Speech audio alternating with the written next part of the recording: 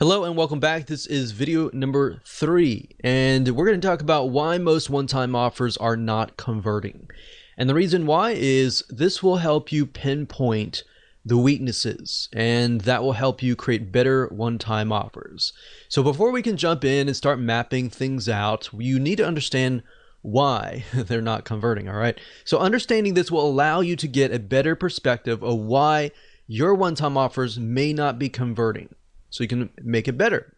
So otherwise, if I just jump straight into showing you how to set up smart one-time offers, what would happen is you would be blindly guessing, and we want you to be successful, all right? So that's why we've kind of mapped this video course out as it is.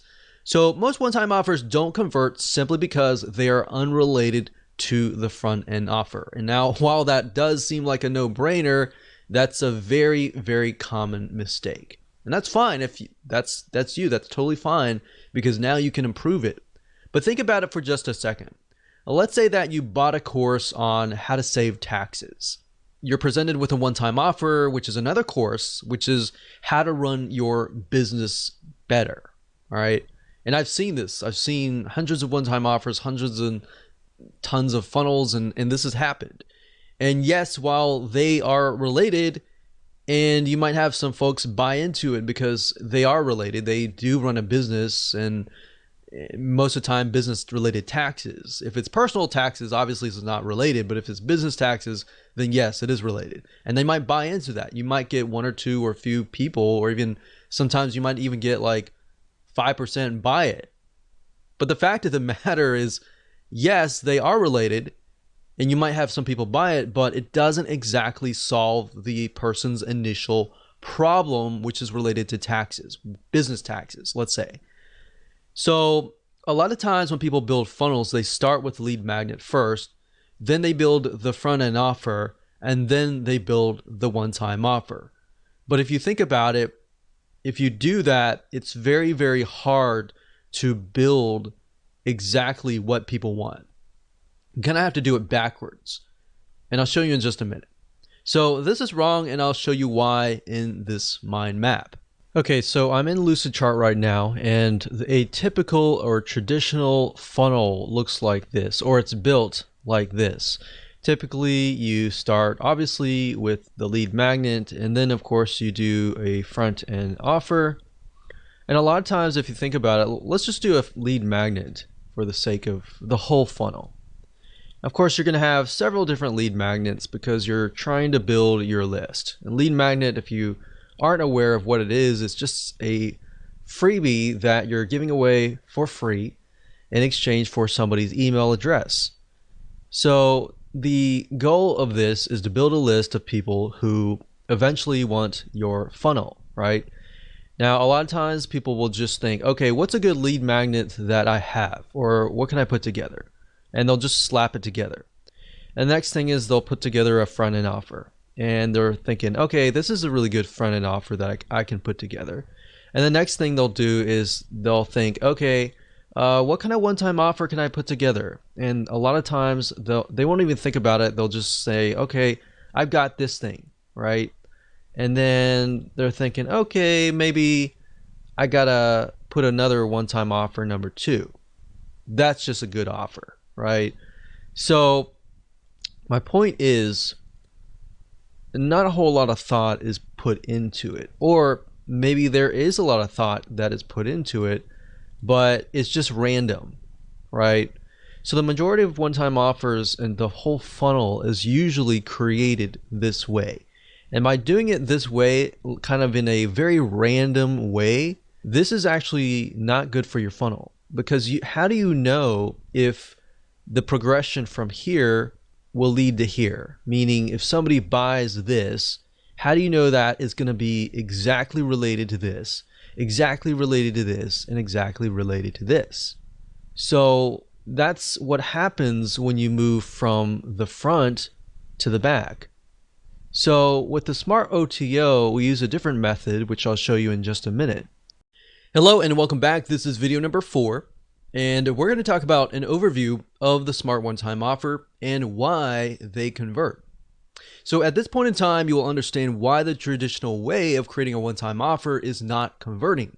So now it's time to show you how to set up smart one-time offers or one-time offers that do convert. Now, here, what we want to do is start brainstorming how you can implement this strategy into your own sales funnel to ensure that you give your customers what they want. So here's the part where you actually put yourselves in their shoes. But this process is going to make your life a lot easier. I wish I knew this when I was setting up one-time offers back in the day. And then when I figured this out, I was like, wow, I was actually doing it the hard way.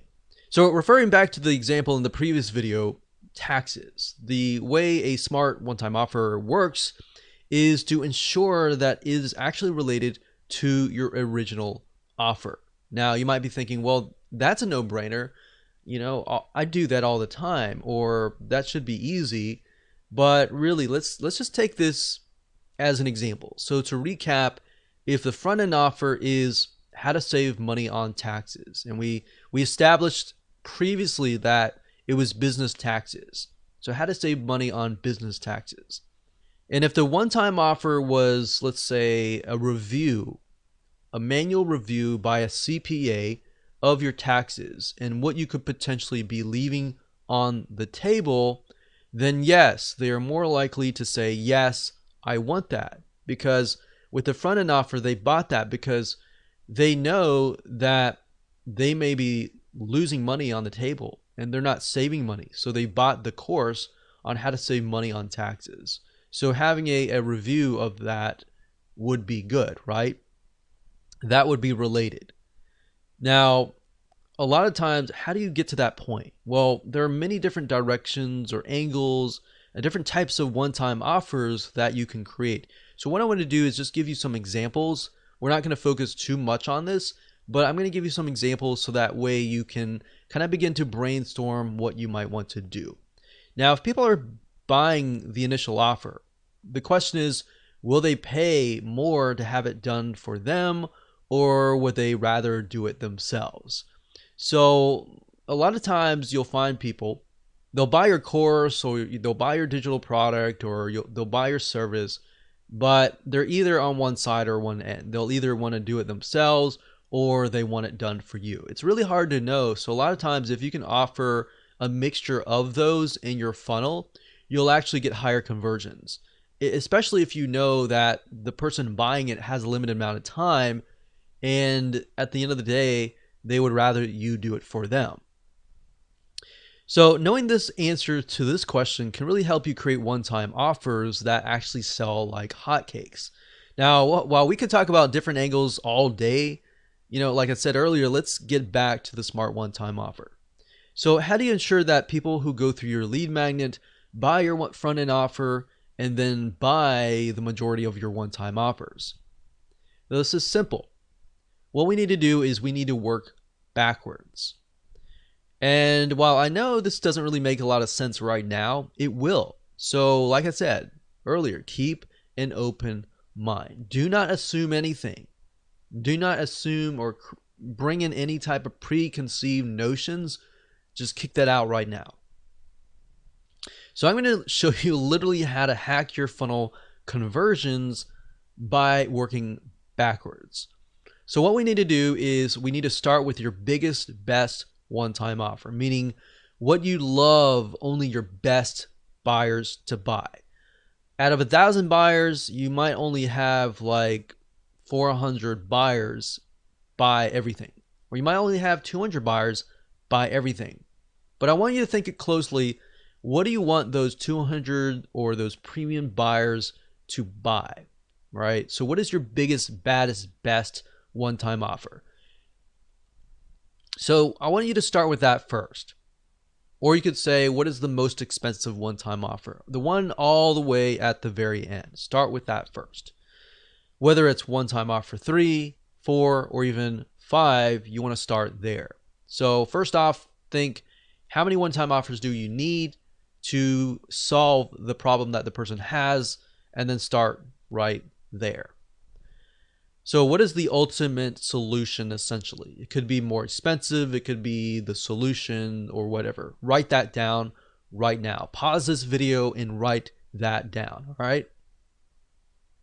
So hopefully by now you have written that down, and I want to give you some examples here. So maybe if you haven't written that down yet, that's totally fine.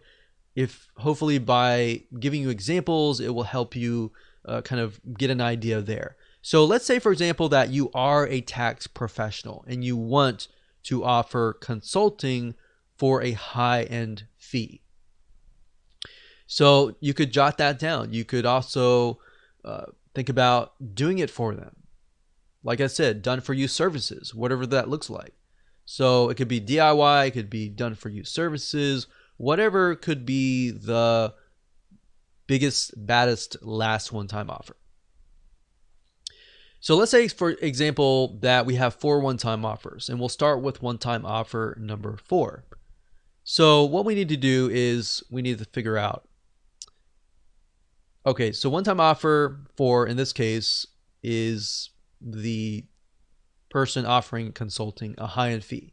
So what we need to do is from there, you need to move one step back to one-time offer number 3. So basically one step backwards and think, all right, if someone cannot afford one-time offer number 4, what is the next best thing? In other words, what we like to do is we like to take a piece of that and move backwards. So what is the next best thing? Perhaps group consulting. So maybe group consulting could be the one-time offer number 3, and one-time offer number 4, maybe that's one-on-one personal consulting. So number 4 is one-on-one, number 3 is group consulting, and then move backwards. What could be one-time offer number 2? Well, let's take a piece of that and move backwards.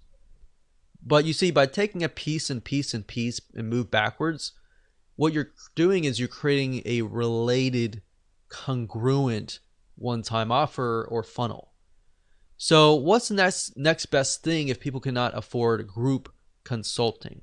Well, maybe you take audio recordings from the group consulting. You know, obviously nothing is better than live group consulting, but having those audio recordings is just as good. So maybe that will be one-time offer number 2. Then we take a step back to one-time offer number 1, and we can take a piece of audio recording and perhaps turn it into a book. So they're still getting a piece of that group consulting or that personal consulting, but it's actually not consulting anymore. It's just a book or a course kind of thing. You get the point? You're basically taking a piece, moving back, taking a piece, moving back, taking a piece, moving back. And then you can even move that into your front end offer as well. And you can do the same with your lead magnet. So if you do that, guess what? Whoever consumes your lead magnet, you're going to attract a very specific person. They're going to definitely want the front end offer because it's a larger piece, of the lead magnet. And the one-time offer is a larger piece than the front end offer. Then the one-time offer number 2 is a larger piece than number 1 one-time offer. So hopefully that makes sense. If it doesn't, don't worry. We'll map it out visually so that you can see it in the next video. So like I said, it'll make more sense in video number 5, but that should kind of get your mind going a little bit. So that's it. Let's move on to video number 5, and let me map it out so you can visually see it so that it can really stick in your minds. Welcome to video number 5. We're going to talk about how to create a funnel with smart one-time offers. So when it comes to creating a funnel with smart one-time offers, it's super easy to do as long as you've gone through videos 1 through 4. If you've skipped around, it's not really going to make sense. So if you've done that, make sure that you go in order so that we can break things down. So in this video, we're going to be mapping out a generic funnel with smart one-time offers by using a flowchart visual map so that you can see how all the pieces of the puzzle fit together. So let's do that now. Okay, so now that you understand kind of a breakdown of the smart OTO and the smart funnel essentially, let's actually map it out. So as you can see here, if we start from the back and move back, so let's say, for example, in that example, we have OTO 4. So OTO 4 was one-on-one consulting. So one-on-one consulting. Now, obviously, if you have a specific product, then we'll actually give you an actual real-life example later down the road. But for now, this is a very general kind of view. So one-on-one consultant, and then what you do, like I said earlier, is you move back. So you copy that, and essentially the OTO3 is going to be a portion of the one-on-one consulting. So like I said, group consulting. What is the next best thing, right? So if somebody can't afford one-on-one consulting, group consulting is the next best thing. So then we move back again. So OTO 2.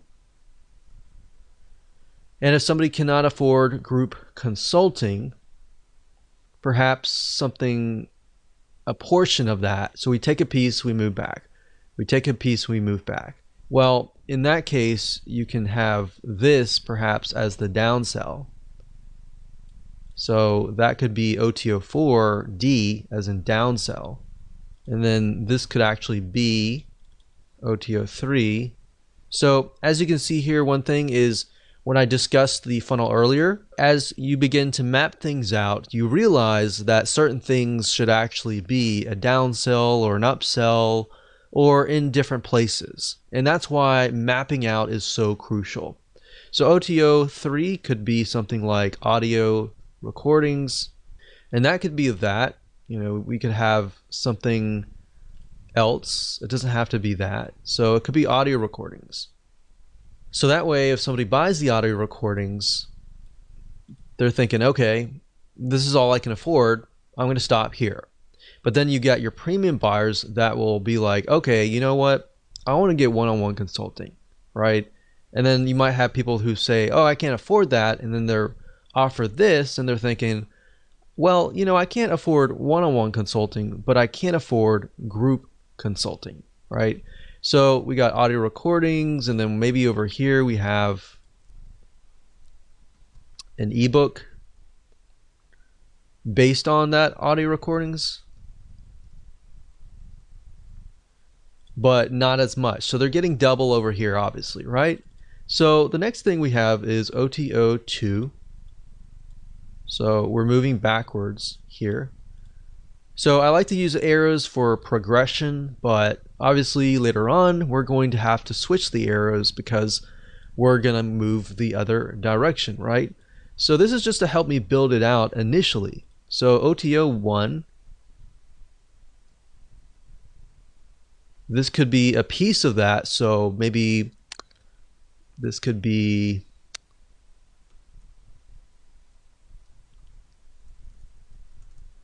secret articles or something like that. So it's a piece of that, a piece of that, and then of course we have the front end offer. So the front end offer could be, so we'll do FE for front end offer, and that could be a video course. So after you have finished this, you want to switch the arrows back to the other way. So we would switch the arrows back this way. And that's it.